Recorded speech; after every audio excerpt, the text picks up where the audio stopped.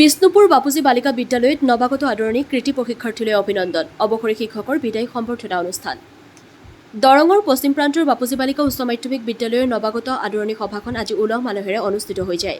বিদ্যালয় পৰিচালনাৰ উন্নয়ন সমিতিৰ সভাপতি তথা অৱসৰী প্ৰধান শিক্ষক মদন মোহন কাকতিৰ সভাপতিত্বত অনুষ্ঠিত নৱাগত আদৰণি সভাখনত নৱাগত ছাত্ৰীসকলক ফুলৰ থোপা আৰু একোটাকৈ কলমেৰে আদৰণি জনোৱা হয়। আদৰণি ভাষণ আগবঢ়াই বিদ্যালয়ৰ প্ৰধান শিক্ষক পলাশ চমুৱাই শিক্ষক কৰ্মচাৰী গোটৰ সম্পাদক হিৰণ্য কুমাৰ নাথে আধৰা অনুষ্ঠানত এইবেলি হাইস্কুল শিক্ষান্ত পৰীক্ষাত কৃতিত্ব অৰ্জন কৰা দুকুৰিও অধিক পৰীক্ষাৰ্থীক মানপত্ৰৰে অভিনন্দন জনোৱা হয়। এই অনুষ্ঠানতে বিদ্যালয় পৰিচালনা সমিতিৰ সদস্য তথা যুৱ ব্যৱসায়ী জায়েদুল ইছলামে বিদ্যালয়ৰ সৰ্বোচ্চ নম্বৰপ্ৰাপ্ত ছাত্ৰীলৈ আগবঢ়াই অহা নগদ ধনৰ বঁটা এইবাৰ লাভ কৰে ডিষ্টিংশ্যন প্ৰাপ্ত ছাত্ৰী গৰিমা ডেকা, জান্নাতুন নাহৰ বেগম আৰু ষ্টাৰ নম্বৰপ্ৰাপ্ত ছাত্ৰী পৰিণীতা ডেকা, ৰিম্পীমণি কাশ্যপ আৰু জয়া গোৱালাই। আনহাতে হিন্দী বিষয়ত 90% অধিক নম্বৰপ্ৰাপ্ত ছাত্ৰী জয়া গোৱালা, দীক্ষিতা ভূঞা, পৰি ডেকাক শিক্ষয়িত্ৰী প্ৰেমদা ডেকাই নগদ ধনেৰে পুৰস্কৃত কৰে। উল্লেখযোগ্য যে এই বিদ্যালয়খনে এইবেলি 100% পৰীক্ষাৰ্থী উত্তীৰ্ণৰ সাফল্যৰে দৰং জিলাৰ চৰকাৰী খণ্ডৰ নাৰী শিক্ষাৰ একমাত্ৰ অনুষ্ঠান হিচাপে কৃতিত্ব অৰ্জন কৰিছিল। এইবেলি মুঠ 56গৰাকী ছাত্ৰীয়ে পৰীক্ষাত অৱতীৰ্ণ হৈ আটাইকেইগৰাকী ছাত্ৰীয়ে উত্তীৰ্ণ হ'বলৈ সক্ষম হৈছিল। ইয়াৰে দুগৰাকী ছাত্ৰীয়ে ডিষ্টিংশ্যন আৰু 3গৰাকী ছাত্ৰীয়ে ষ্টাৰ নম্বৰসহ 29গৰাকীয়ে প্ৰথম বিভাগ আৰু 27গৰাকীয়ে দ্বিতীয় বিভাগত উত্তীৰ্ণ হৈছিল। আনহাতে আজিৰ এই সভাটি সদ্য অৱসৰী শিক্ষক নৃপেন্দ্ৰনাথ কুমাৰলৈ বিদ্যালয়ৰ শিক্ষক কৰ্মচাৰী গোট আৰু ছাত্ৰী একতা সভাৰ তৰফৰ পৰা সম্বৰ্ধনা জনোৱা হয়।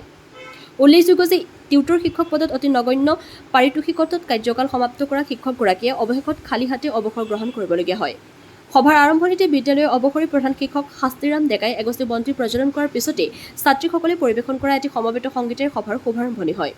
বিদ্যালয়খনৰ আন এগৰাকী অৱসৰী শিক্ষক তাহজিৰ আলীয়ে উদ্বোধন কৰা সভাত আমন্ত্ৰিত অতিথি হিচাপে উপস্থিত থাকে বুঢ়াগাঁও পঞ্চায়তৰ সভাপতি সৰজু চমুৱা।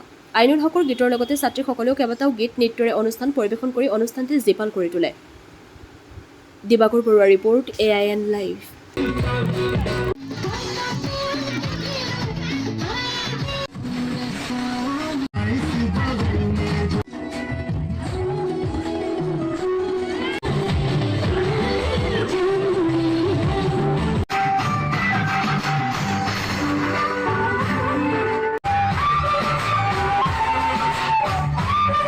বাপুজী বালিকা উচ্চ মাধ্যমিক বিদ্যালয়ত আজি বৰ্ণাঢ্য কাৰ্যসূচীৰে নৱাগত আদৰণি সভা লগতে এইবেলি হাইস্কুল শিক্ষান্ত পৰীক্ষাত উত্তীৰ্ণ ছাত্ৰীসকলৰ সম্বৰ্ধনা অনুষ্ঠান আৰু যোৱা 28 ছেপ্টেম্বৰত আমাৰ বিদ্যালয়ৰ পৰা চৰকাৰী নিয়ম অনুসৰি অৱসৰ গ্ৰহণ কৰা আমাৰ বিদ্যালয়ৰ কৃতি শিক্ষক শ্ৰদ্ধাৰ নৃপেন্দ্ৰনাথ কুমাৰ ডাঙৰীয়াৰ বিদায় সম্ভাষণ সভা আজি বিদ্যালয়ত অনুষ্ঠিত কৰা হয়। আজি 10 বজাত বিদ্যালয়ৰ নৱাগত আদৰণি সভাৰ বন্তি প্ৰজ্বলন বিদ্যালয়ৰ অৱসৰী প্ৰধান শিক্ষক শাস্তিৰাম ডেকাদেৱে কৰে। তাৰ পিছতে বিদ্যালয়ৰ অৱসৰী প্ৰধান শিক্ষক তথা এই বিদ্যালয়ৰ পৰিচালনা উন্নয়ন সমিতিৰ সন্মানীয় সভাপতি মদন মোহন কাকতি ছাৰৰ নেতৃত্বত এখনি সভা অনুষ্ঠিত আৰু তাতে নৱাগত ছাত্ৰীসকলক সম্ভাষণ জনোৱা হয়, আদৰণি জনোৱা হয় আৰু লগতে এইবেলি হাইস্কুল শিক্ষান্ত পৰীক্ষাত আমাৰ বিদ্যালয়ৰ পৰা অৱতীৰ্ণ হোৱা 56গৰাকী ছাত্ৰীকে অৱতীৰ্ণ হৈ 100% ফলাফল আগবঢ়োৱা আমাৰ বিদ্যালয়ৰ 56গৰাকী ছাত্ৰীক অভিনন্দন জ্ঞাপন কৰা হয়।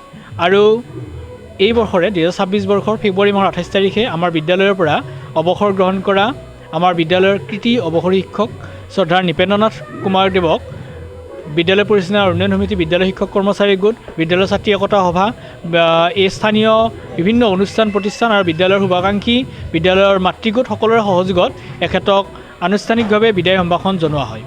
লগতে আজিৰ এই গোটেই অনুষ্ঠানটো বিভিন্ন ধৰণৰ গীত লগতে আমাৰ আমন্ত্ৰিত শিল্পীৰ দ্বাৰা গীত পৰিৱেশন কৰি এক জীপাল অনুষ্ঠান হিচাপে পৰিণত কৰা হয়।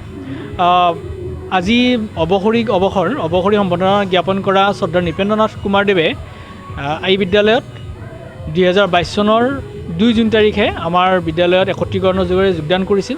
তাৰ আগতে তেখেতে যোগেশ্বৰী মধ্য ইংৰাজী বিদ্যালয়ৰ প্ৰধান শিক্ষক হিচাপে কাৰ্যনিৰ্বাহ কৰি আছিল আৰু বিদ্যালয়ত সহকাৰী শিক্ষক হিচাপে কাৰ্যনিৰ্বাহ কৰি আছিল। আমি অতি দুখেৰে জনাওঁ যে আমি যিমান এতিয়ালৈকে আমাৰ বিদ্যালয়ৰ পৰা অৱসৰ গ্ৰহণ কৰিলে তাৰ ভিতৰত এইগৰাকীয়ে প্ৰথম বা আমাৰ বিদ্যালয়ত আৰু দুগৰাকীয়ে টিউটৰ হিচাপে কাম কৰি আছে। এখেত টিউটৰ হিচাপে কাম কৰি আছিল। এখেতে চাকৰি কৰি থাকোঁতে মাত্ৰ 12,000 টকাকৈ পাৰিতোষিক লাভ কৰিছিল আৰু যেতিয়া ৰিটায়াৰ্ড হ'লে তাৰ পিছতে 1 টকাও চৰকাৰৰ পৰা কোনো ধৰণৰ সাহায্য লাভ কৰা নাই। এই কথাটোৱে আচলতে আমাক বৰ ব্যথিত কৰিছে। খুব দুখ পাইছোঁ যে এগৰাকী শিক্ষকে এখন সমাজক 35-40 বছৰ দিয়াৰ পিছত তেখেতে যদি অৱসৰী জীৱনত এটকাও নাপায় বা চৰম অৰ্থনৈতিক সমস্যাৰ মাজত তেওঁ জীৱন নিৰ্বাহ কৰাব লগা হয়, তেতিয়াহ'লে গোটেই শিক্ষক সমাজ তথা সমাজৰ কাৰণে এটা এইটো এটা লাজৰ বিষয় বা এটা খুব দুখৰ বিষয় হয়, গভীৰ দুখৰ বিষয় হয়।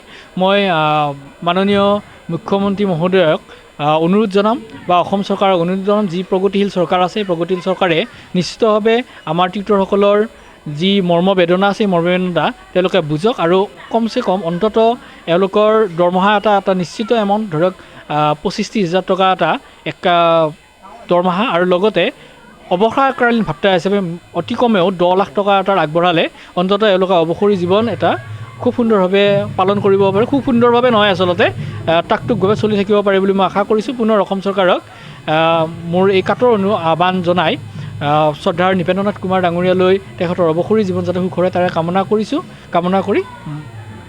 ধন্যবাদ। যিকোনো খবৰ বিজ্ঞাপনৰ বাবে যোগাযোগ কৰক 7896121996।